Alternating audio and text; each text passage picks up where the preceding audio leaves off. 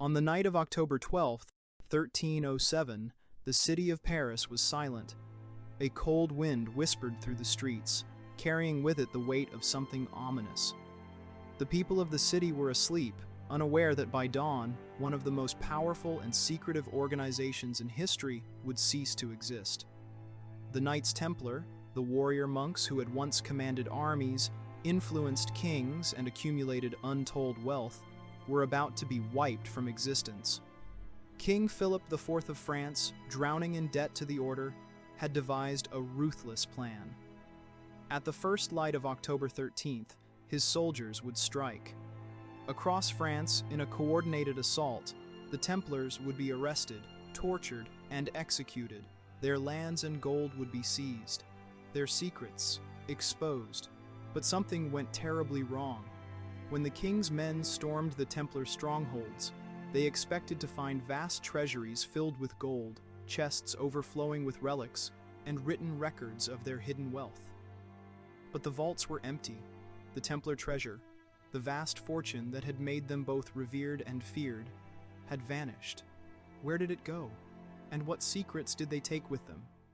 To understand the origins of the Templar mystery, we have to go back to where it all began: Jerusalem, 1119.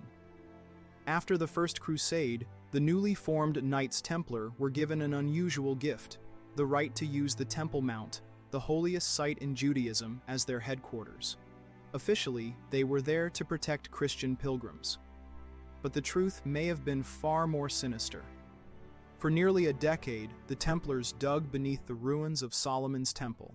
They weren't building, and they weren't fortifying. They were searching. According to some theories, the Knights uncovered something beneath the temple, something so powerful that it transformed them from a small band of warriors into one of the most influential organizations in Europe. But what did they find? Some believe it was the Holy Grail, the cup from which Jesus drank at the Last Supper, said to grant eternal life. Others claim they discovered the Ark of the Covenant, the legendary chest that contained the original stone tablets of the Ten Commandments.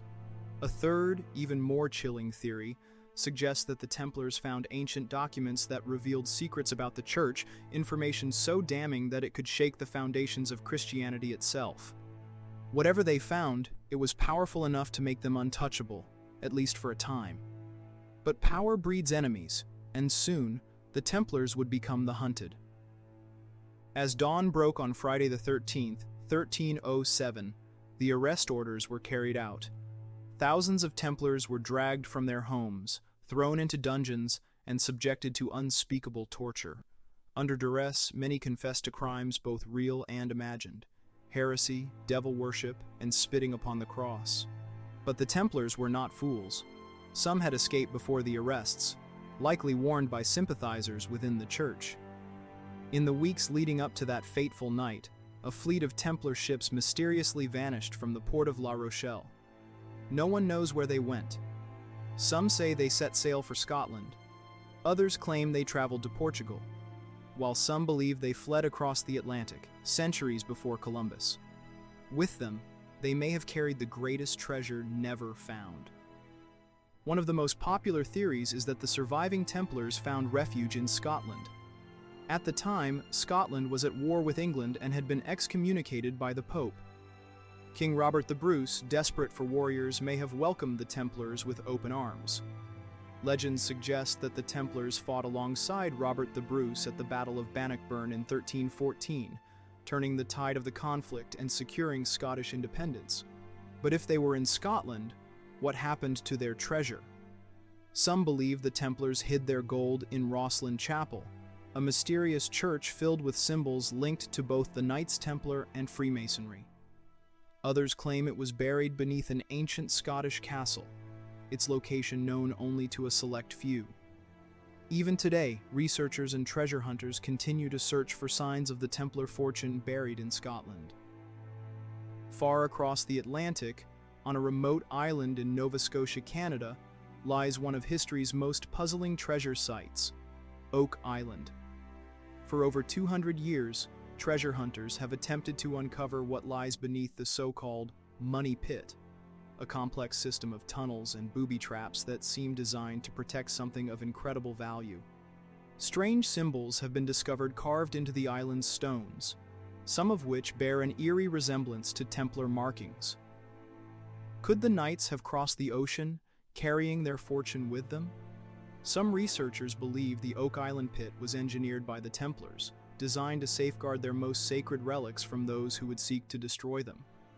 Despite countless expeditions, the treasure has never been recovered. But the clues keep surfacing. And if the Templars did hide their gold here, what other secrets might be buried alongside it? While Scotland and Canada often dominate the search for the Templar treasure, Portugal may hold the key to the mystery.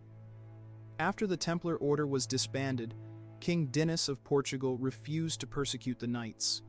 Instead, he created a new order, the Order of Christ, a mysterious successor to the Templars. Many believe that this organization was nothing more than the Templars under a new name, allowing them to continue their work in secret.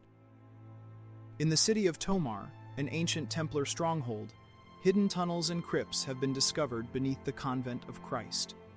Could these underground chambers hold the final resting place of the Templar treasure? Some claim that Portuguese explorers, including Henry the Navigator, may have used Templar wealth to fund voyages that changed the world.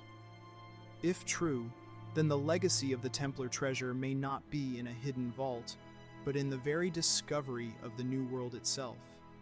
Each of these theories presents a tantalizing possibility, but perhaps the greatest secret of all is that the treasure was never lost.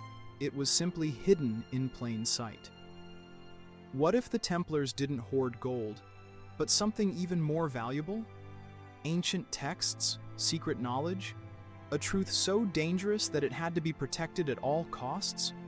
Some believe that the Templar legacy lives on through secret societies, the Freemasons, the Rosicrucians, and even the Illuminati. If that's true, then their treasure isn't buried beneath stone and earth, but woven into the very fabric of modern power. One thing is certain: the mystery of the Knights Templar endures, and perhaps, somewhere in the world, the last remnants of their lost fortune still lie hidden, waiting for the right person to uncover their secrets.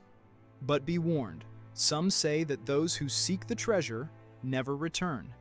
Now tell me, where do you think the lost treasure of the Templars is? Is it buried beneath the sands of Jerusalem, hidden in a Scottish castle, guarded in a vault in Portugal? Or is it something far more dangerous, something that should never be found? Let me know in the comments. But choose your words carefully. Some secrets are meant to stay buried,